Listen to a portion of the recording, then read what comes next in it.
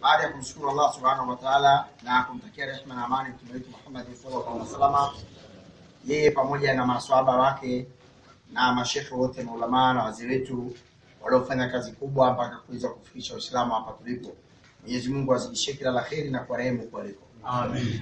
Nitoe shukrani za dhati kabisa kwa Mufti wa Tanzania kupitia ofisi yake kuniteua mimi kuwa afisa uendeshaji na mahusiano ya umma katika kusimamia hili ambalo awali lilikuwa ni agizo lake na sasa hivi ni azimio la mkutano mkuu kisha hivi karibuni.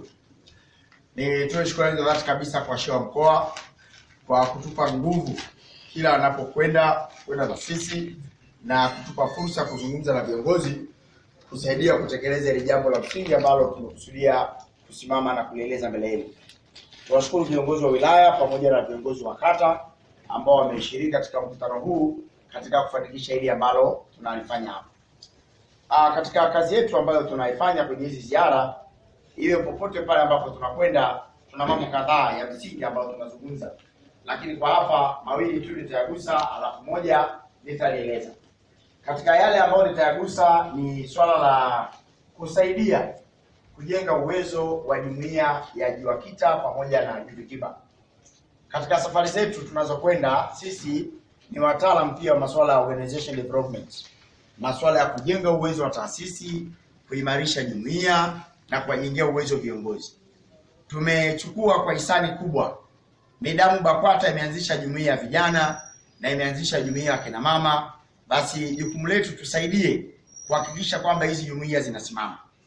Nimeshakuja sana hapa Sengerema miaka ya nyuma kwa ajili ya kuratibu masuala ya elimu ya dini ya Kiislamu katika mashule, lakini pia nimekuja sana kuratibu masuala madrasa ya kina mama. Nimekutana kwa mara ya kwanza kabisa na Sheikh Jaa mwaka 2006 kijijini kule Katungulu. Nilikuwa kule kwa ajili ya kuratibu madarasa ya kina mama kupitia darasa lake, lakini pia kupitia magereza kupeleka misaada, vitabu na mambo mengine. Ndipo niliweza kujuana na Sheikh Jaa kwa muda mrefu. Lakini sisi tunayo imani kwamba kama Waislamu kama hii jumuiya ya vijana itakuwa imara, basi vijana wetu wa Kiislamu tutapata viongozi wazuri wa kesho. Na hata leo tutakuwa tumepunguza makundi mengi ya ovyo ovyo ambayo yapo katika jamii yetu. Mengi ni vijana wa Kiislamu tofauti na watu wengine. Lakini hali kadhalika kama jumuiya ya kina mama itaimarishwa, tutapiga hatua kubwa sana. Tutakuwa na viongozi wazuri wa baadaye, lakini pia tutapunguza kundi kubwa la ombaomba. Ijumaa imekuwa ni siku rasmi, badala ya kuswali imekuwa ni siku ya kuomba. Ukienda mjini wakutoka na mama wengi, hata kuswali hawaswali, wamepanga foleni kwa ajili ya kuomba. Hata Jumapili Wakristo hawaendi kuomba, lakini utawakuta Waislamu wameenda kuomba katika ile siku. Sasa katika akili ya kawaida lazima kila mmoja afikiri, ikiwa tunaamini mpaji ni Mungu, hivi ni kweli Mwenyezi Mungu atapenda tudhalilishe sisi tunaomwabudu kwa dhati? Tunafunga, tunajistiri, tunajiepusha na ulevi, tunajiepusha na maovu ya chungu nzima, tunaswali swala za usiku, tunaswali swala 5, alafu sisi tena ndio tuwe ombaomba. Alafu wale wenzetu ambao yote hawa hawayafanyi kwa ajili ya Mwenyezi Mungu, wanamwasi usiku na mchana, lakini wao wakawa ndio wenye neema. Kweli atakuwa mpaji ni Mungu huyo? Ndio, mpaji ni Mungu. Ila Mungu ameweka kanuni. Sisi wote ni viumbe wake, wanaomtii na wanaomwasi. Ameweka siku ya kiyama kwa ajili ya hukumu ya wote, lakini hawezi kutuhukumu katika maisha yetu hapa duniani. Ila hapa duniani ameweka kanuni na taratibu ambazo wote tukizifuata tutanufaika. Tusipozifuata hatuwezi kunufaika. Ndio maana mlevi akianika shati lake kwenye jua, anataka akanywe pombe litakauka, tavata kwenda. Wewe Muislamu kanzu yako ukaitia kwenye beseni, ukaweka chini ya kitanda, ukashika tasbih, ukaanza kusema subhanallah, ili la asuri ikauko uivae, utavaa ikiwa bichi. Kwa sababu gani? Kanuni za maumbile ziko sawa kwa watu wote. Sasa hizi jumuiya kama zitaimarika vizuri, Mwenyezi Mungu atatupeleka katika hatua kubwa sana. Kwa hiyo kuna wakati mwingine nitakuja kwa ajili ya kukutana na viongozi wa JUAKITA na viongozi wa JUVIKIBA kuangalia mambo ya kufanya. Nimuombe katibu wa wilaya na viongozi wake. Hapa Sengerema kuna wakina mama kutosha kabisa, lakini uongozi wa JUAKITA hujakamilika. Hapa Sengerema kuna JUVIKIBA, kuna vijana wengi wa kutosha, lakini uongozi wa JUVIKIBA haujakamilika. Na mmepewa nafasi ya kuteua, kujaza zile nafasi ambazo ziko wazi. Hivyo hivyo mpaka kwenye kata. Kwa hiyo kwa hili insha Allah tutawasiliana, tutakuja maalum kwa ajili ya hilo. Naomba Juvikiba muitikie wito, naomba Juakita muitikie wito tutakapofikia katika wasaa. Juakita mpo hapa? Naomba mnyoshe mikono. Hongereni sana. Nitakuja kuwapongeza mara pili kwenye jambo lingine. Juvikiba wapo hapa? Wanyoshe mikono. Hata mmoja Juvikiba hapa hayupo. Na vijana wa Kiislamu wako chungu nzima kuanzia msikitini mpaka mtaani. Inawezekana ikawa baada ya kuja na uongozi wa Juvikiba. Naomba Mheshimiwa Katibu na viongozi wengine mulitazame jambo hili. Watu waweze kutoka visiwa kama Isome na Kome wakaja hapa, alafu watoto kutoka mtaa wa pili hapo vijana wa Kiislamu hawapo katika mkutano huu. Hii ni dosari, tuiangalie ili tuweze kufanya vizuri katika namna hiyo kwa bora zaidi. Kwa hiyo huu jumbe nilozungumza Juvikiba hamna ambaye atakuwa mpana kwa sababu hawapo. Kwa hiyo hili tulifanyie kazi hiyo. Ni kasoro kwa sababu haihitaji fedha wala haihitaji msaada kutoka popote. Lipo katika uwezo wenu. Vijana wapo, ruksa mnayo, mamlaka mnayo, kwa hilo mlifanyie kazi. Jambo la pili ambalo nitagusia tu pia kidogo na mimi kuchangia mawazo yangu katika nguvu mawazo ya shekhe ambayo ametuletea. Kwanza ieleweke vizuri kwamba shekhe kama kiongozi amekuja kusimamia jukumu. Sio jambo lake. Tulikuwa tuna mfano mzuri sana kipindi cha serikali iliyopita hata ya sasa. Kwamba kiongozi wa juu kuna mambo alikuwa anayasimamia, sio ya kwake.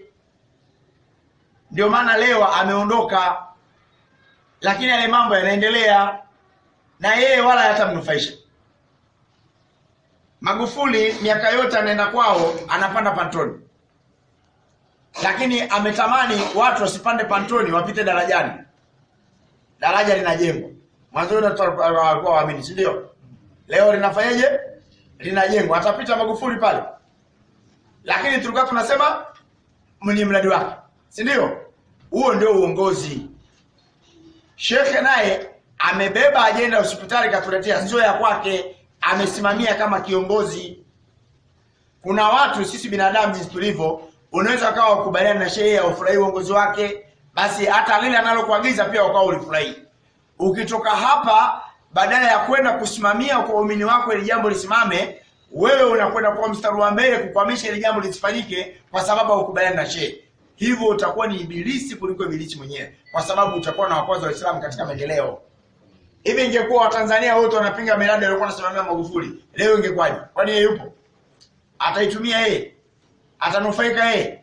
Tutakao nufaika sisi, si ndio? Ndivyo ilivyo katika haya. Sasa ninyi kama viongozi, ili tupate maendeleo sisi Waislamu, lazima tuwe na jambo letu. Ukipita mwaka mzima katika inaona unaongoza, hakuna jambo la Waislamu kujivunia, ujue wewe kiongozi umwaletea hasara Waislamu. Wewe kiongozi uko pale, Waislamu wanaishia kula, kulala na kuswali, miaka inaenda. Wakiugua na kutibiwa kanisani, wakitaka kusomesha na kusomesha kanisani. Wewe kiongozi upo. Wewe ndio kama katika kata yako. Leo tunazungumzia kituo cha afya katika level ya wilaya. Lakini bila shaka tukimaliza vituo vya afya katika level ya wilaya, tutakwenda katika kata kujenga zahanati. Sio mnaelewa vizuri? Kwa hiyo kila mwananchi anatakiwa awe anajua jambo letu kwa sasa hivi ni kujenga kituo cha afya. Kana usiseme zahanati. Usidogoshe jambo letu. Kujenga kituo cha afya. Tukimaliza kituo cha afya, tunakwenda kwenye kujenga zahanati kwenye kata. Uwezo huo tunao. Nyinyi wote hapa 80% mna nyumba zenu za kuishi. Hakuna hata mmoja ambaye alisimama msikitini anaomba tofali kwa Waislamu wamsaidie kujenga nyumba yake. Kajenga mwenyewe. Nyinyi mnashindaje kujenga hospitali? Na nyinyi wa Sengerema mna bahati kubwa sana. Ninyi majengo mnayo. Wenzenu wanaanza kutafuta kiwanja. Wanaanza kufikiria block watapata wapi.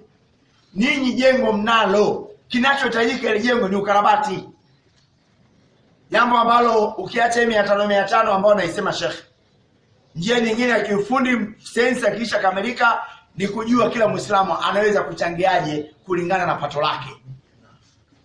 Haiwezekani umevuna mpunga umepata gunia 20, alafu unataka utoe shilingi 500 kwa mwezi, useme unasubiri pepo kwa sababu anasema shilingi 500. Nyumbani kwako kadi za harusi zinapishana 50,000 20 kwa mwezi, kadi 5 unachangia. Na usipoletewa kadi unaomba mvua inyeshe siku ya harusi. Lakini huku kwa Waislamu wakikwambia masuala ya fedha unanuna. Sio, mnanielewa vizuri? Kwa hiyo leo jambo letu ni kujenga kituo cha afya. Ninyi Wasengerema mjengi, mnakarabati na kuanzisha. Pale shehe wakati ukiamua hapa, sio wilaya hapa na viongozi wake wakiamua hapa, wanapanga safu pale pale kwenye swala pale. Baada ya safu tupo kabla ya kusema Allahu Akbar. Shekhe, utaleta ndoo ngapi za rangi? 3. Wewe boksi ngapi za tairi? 10. Wewe utaleta tairi ngapi? 20. Wewe utaleta boksi ngapi za tairi ngapi? Tumemaliza. Swala inaendelea. Tunatoka hapa wiki ijayo jengo hilo liko safi kabisa. Allahu Akbar. Wenzenu wanatafuta viwanja. Tumeelewana vizuri? Kwa hiyo wakati jambo letu sasa tupo kwenye hatua ya hii zahanati. Tuweke lengo mwaka huu usiishe tu kwenye hatua fulani. Alafu kwenye kata zetu huko tukatafute viwanja vya kutosha. Tusisubiri azimio la kujenga zahanati likija ndio tuanze kutafuta viwanja. Tukatafuta viwanja sasa hivi. Na hivyo viwanja tukisha vipata tupande miti kabisa. Yeye mkienda hospitali za mission zinaziona. Hospitali za mission zina miti imepandwa na wakoloni. Kwanza muelewe kitu kimoja. Wale watu wanaotufananisha sisi na watu wengine wakome kabisa waache. Sisi mambo tunafanya wenyewe. Wasiokuwa Waislamu, hospitali, shule, vyuo wamevikuta. Ni azimio la wazungu Ulaya mwaka 1888 mpaka 85. Wamekaa katika mkutano wa Berlin. Wanakubaliana kuja kuondoa Uislamu wa Afrika wakae wao. Njia za kuja kuleta Ukristo huku ni pamoja na kuleta huduma za jamii. Watajenga hospitali, watajenga mashule, watajenga vyuo. Na wamekuja wamejenga. Wenzetu hao wamevikuta. Sio, umeelewa vizuri? Kwa hiyo acha mambo ya kuhesabu wanaiki. Kama unataka kuhesabu tukae mstari mmoja. Walivyojenga wao ni vingapi? Na tulivyojenga sisi kwa nguvu zetu ni vingapi? Sallallahu alaihi nabii. Vingi wamevikuta, wamerithi. Sasa leo kuna Waislamu hapa, hata ile swala la hospitali hapa wanakaa tunacheza. Kama kweli sisi. Msikiti wenyewe ndio uko hivi kweli. Alafu tutaweza hospitali. Mtu hapa ukisikia hospitali anafikiria jengo la Bugando lile.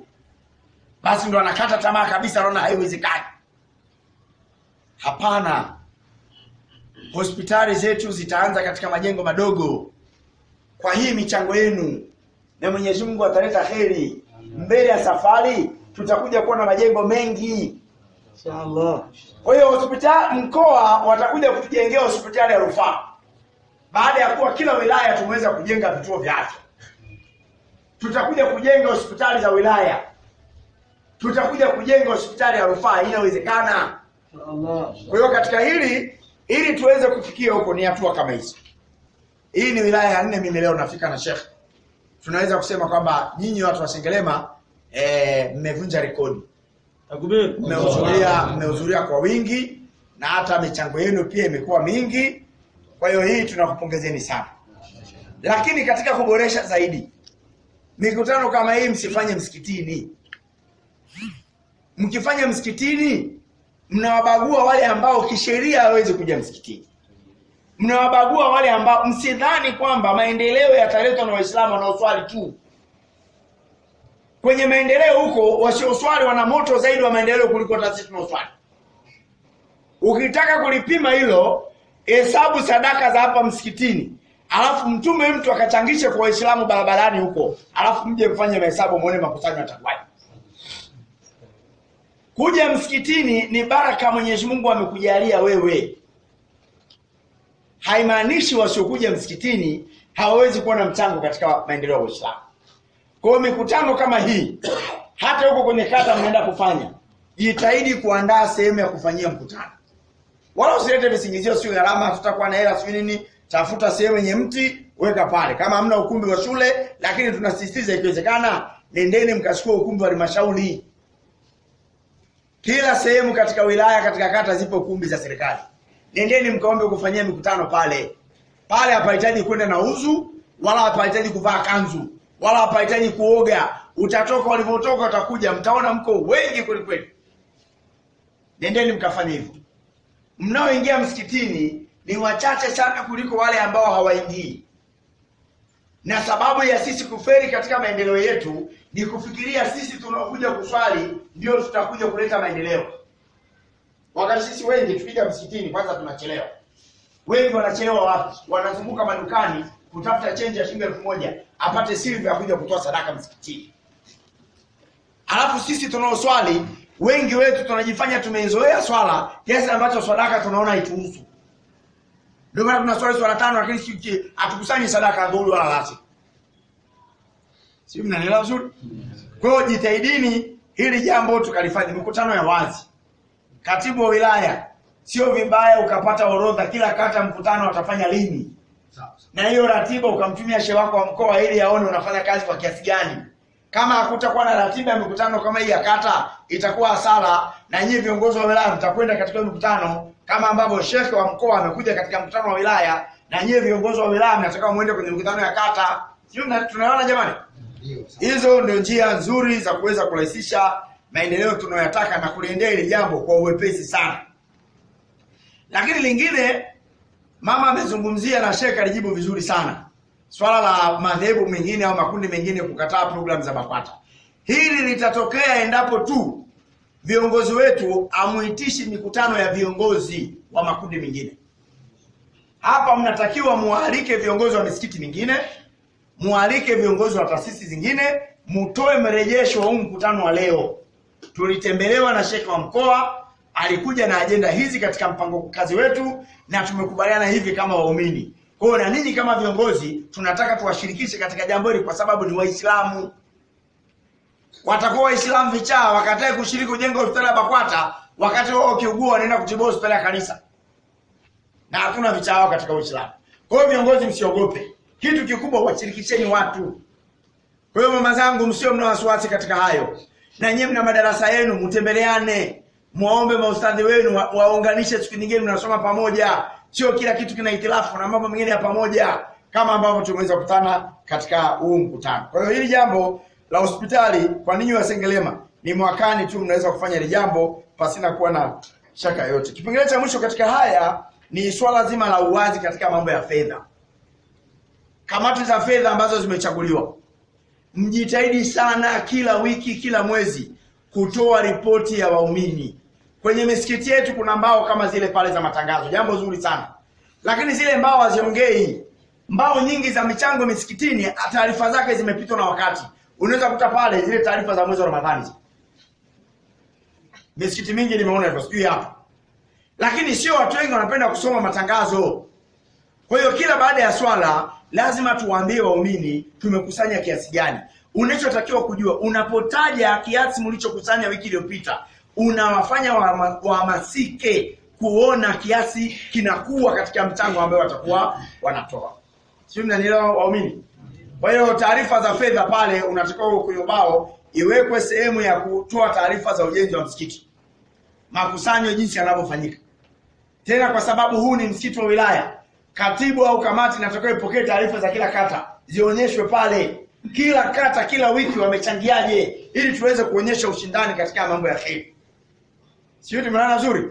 Na nyie viongozi wa kata katika misikiti yenu, muhakikishe pia kuna ubao wa matangazo unaotoa taarifa sadaka za kila siku, unaotoa taarifa sadaka za Ijumaa, unaotoa taarifa michango ujenzi wa hospitali.